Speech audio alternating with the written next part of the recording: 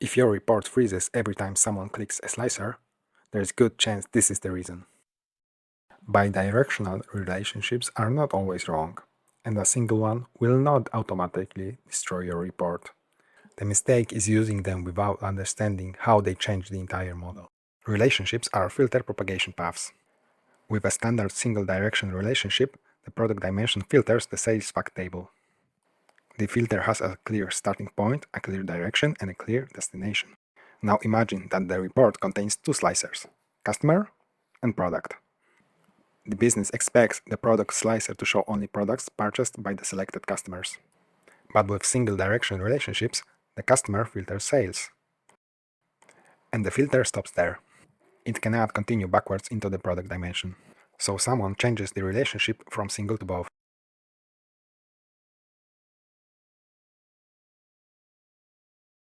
And immediately, the slicer works.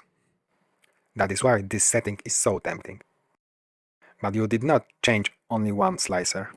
You changed how filters can propagate between these tables for every relevant query in the model.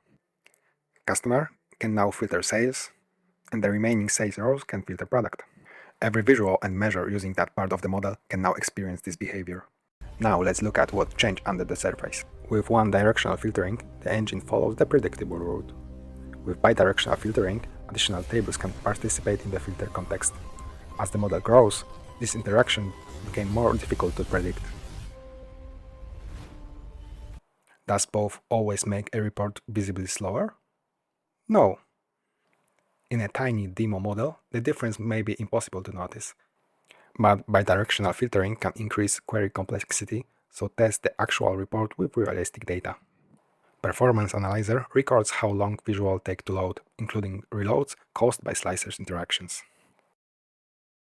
Performance is only one part of the cost. The larger problem is often maintainability. A relationship that made sense when the model contained 4 tables may become difficult to understand after 10 more tables are added. Filters can influence dimensions through paths that are not obvious from the report page. There are valid reasons to use bidirectional filtering. You may need slicers that show only values with data. A carefully designed many-to-many bridge may require filters to continue through the association. And one-to-one relationships are bidirectional by design. The point is not to ban both. The point is to know exactly why it exists. Sometimes you need reverse filtering for one calculation, but not for the entire model. In that case, cross-filter can override the relation direction inside the measure. The exception is now explicit and local. Other queries continue using the relationship defined in the model. Before switching a relationship to both, ask 4 questions. What exact behavior I am trying to create? Should it apply to the whole model or only one calculation? Can I solve it with a cleaner star schema or explicit DAX? And have I tested the result, totals, and performance? If you cannot clearly explain why the relationship must filter in both directions, keep it single. The difficult part in a large model is finding every exception. An automated audit can surface all bidirectional relationships in seconds.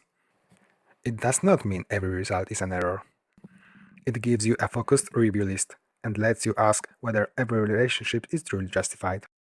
Bidirectional relationships are tools, not shortcuts. Use single as the default. Use both when the model genuinely requires it. And make sure the next developer can understand why. Next time, let's see how unused columns quietly waste memory.